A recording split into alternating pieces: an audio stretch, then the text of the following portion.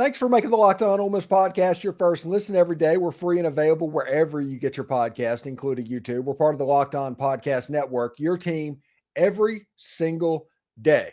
Also, you can check out the Ole Miss Home Team Hometown broadcast on Sirius XM Channel 191. You can hear the Alabama version on Channel 81, but you can catch David Kellum and the crew on Sirius 191.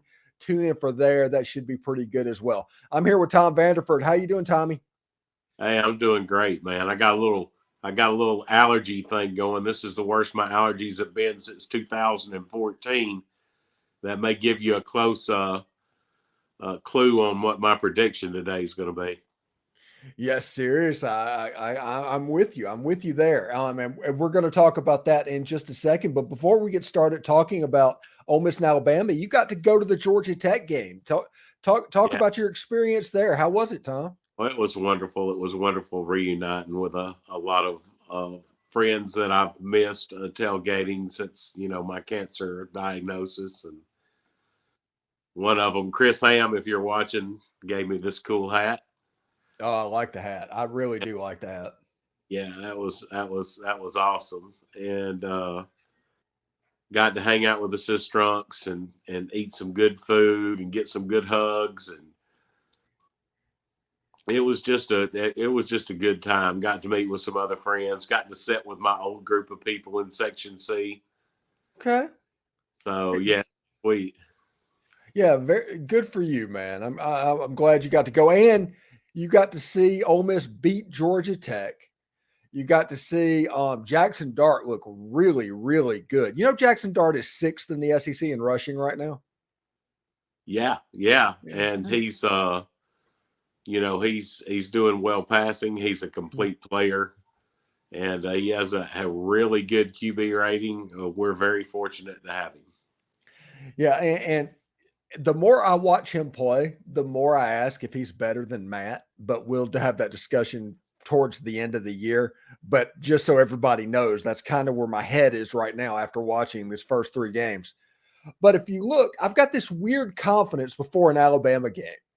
And it makes me uncomfortable that I am this confident going into an Alabama game, because I remember what it was like in 2000 and 2002. And for those that don't know, Alabama beat Ole Miss 45-7 with a 3-8 team one year, and they beat them 42-7 with Eli.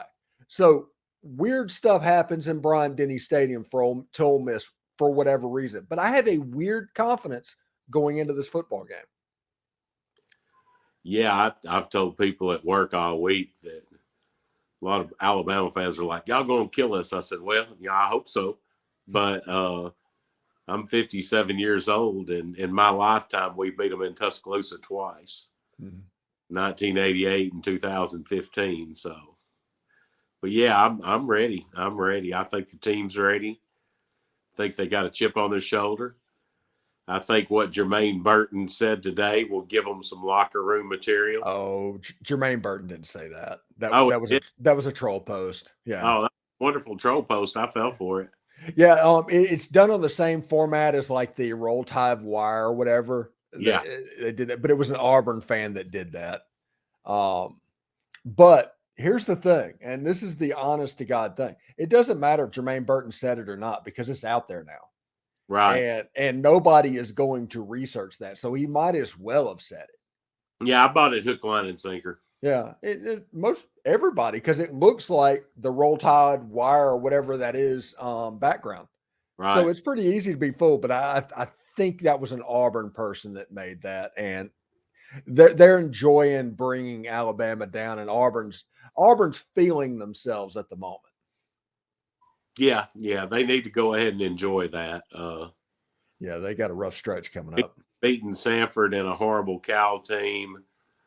They wait until they play somebody and we'll see. Oh yeah, Saturday they go to College Station. I think Texas A&M beats them, and then they get Georgia. So they're about to go through some things. Exactly. But in this game, I was telling people all the time, whenever Ole Miss has the clearly better quarterback in this game, Ole Miss wins. It's true. Not very often that Ole Miss has the clearly better quarterback, and it's not a guarantee that they will win. But when Ole Miss has a clearly better quarterback, their winning percentage and winning chances go up significantly. Like I'm a rocket science there. It's crazy. And Ole Miss has clearly the better quarterback in this game. Now, Jalen Milroe is going to be fine. He's going to be a decent quarterback. He's going to make some plays, but he is not Jackson Dart. Alabama honestly does not have a quarterback as good as us. I don't know if the top 3 quarterbacks that Ole Miss has, if they wouldn't start at Alabama. The running back at Ole Miss is better than anything that Alabama has. If Trey Harris plays, the wide receiver, it's crazy. You can do that on the offensive side of the ball. And then you look at the offensive line. Our offensive line is performing better at this point than theirs. They have a true freshman left tackle. And it's just interesting to think about is like, you don't see Ole Miss and Alabama games with Ole Miss having this many advantages. No, never. Even in 14 and 15. So that gives me some confidence as well. One thing that I'm looking for in the game, especially, I want them to unleash Suntarine Perkins. Mm-hmm. I want him all over the field. I'm also looking forward to Caden Priestcorn getting some good quality snaps. I think that gives us another dimension in the offense, in the run game, blocking, and also in the passing game. And I'm kind of excited to see Franklin. I want to see. I really would like to see how he does. Okay. I don't necessarily believe coaches all the time you play 4D chess and they do things like that, but Lane Kiffin does some weird things. And one of the things he does is the warm-up stuff that the media, those periods that the media are allowed to see, happens inside the IPF, and then they go outside. So what happens outside, nobody knows what's going on. People might claim they know, they do not know because nobody's talking about it. And on the inside, you can make the media see whatever you want them to see. You can put Zachary Franklin in a full go jersey, but there's no way that he's even practicing. Or you can have him limp in there whenever they're doing routes versus air and go out in the practice field and do relatively normal stuff. The point of what I'm saying is nobody really knows what is going on. We know what we think is going on and we speculate on it, but nobody really knows what the status of all 3 of those players are. I agree. I agree. Yeah, it's just absolutely nuts indeed. So you were talking about Suntarine Perkins in the run game, and I agree. I want to see Suntarine play quite a bit. I think that he has the athleticism to contend with a Jalen Milroe. People might be concerned with what Ole Miss is doing defensively, and you do not have Johnny Manziel. Everybody's talking about spies. I don't think you need to do that with Jalen Milroe as I think about it during the week because you're not dealing with Johnny Manziel.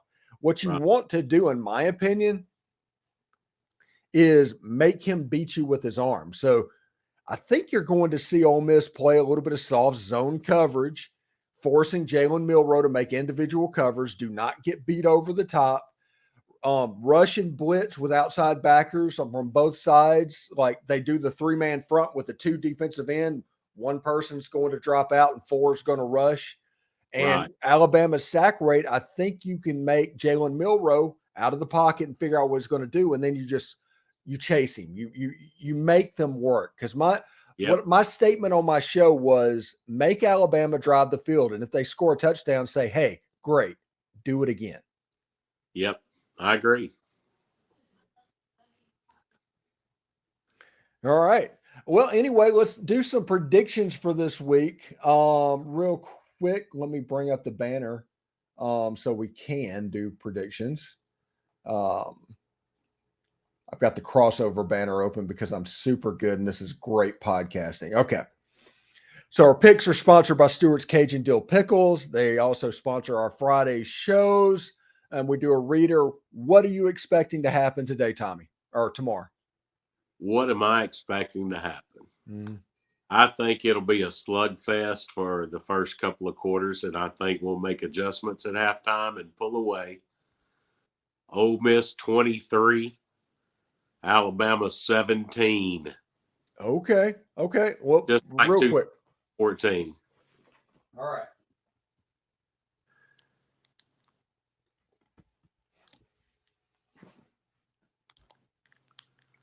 There we go.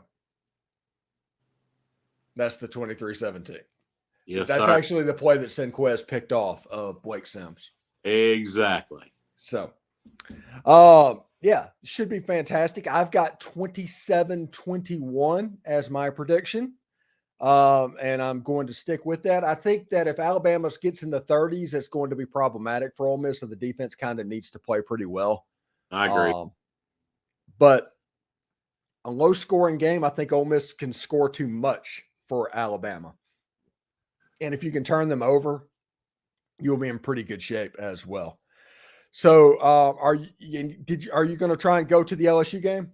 Yeah, I'm going to try to. It's 5:00 game. That kind of works for me. I'm here in Corinth, about an hour and 45 minutes away. Okay. I would see us pick Milroe off once or twice. That would be nice. It would be nice, especially early in the game, because I get a feeling in this game that if Ole Miss can jump on Alabama, there might be a feeling that circulates in that stadium. It's like, oh no, here we go again. And it's kind of like the Mexican national team soccer, and they can turn on their team fairly quickly. I think that might actually be in the cards this week. The worst thing that can happen is for Jalen Milroe to get into a rhythm and the fans and everything's get behind this team, because a confident team full of 4- and 5-star players, they're a handful. They're always going to be a handful. Exactly. But if you just go by what they've done the first 3 games, you can't just say that that's going to happen because it hadn't happened yet. But we do have to remember the possibility that could happen. Anyway, thank you for making the Locked On Ole Miss podcast your first listen every day. We're free and available wherever you get your podcast, including YouTube. Yeah, I had that right. We're part of the Locked On Podcast Network, your team every single day. Tommy, thank you so much for joining us, and we'll talk to you in a little bit, man. All right. Hotty toddy. Hotty toddy.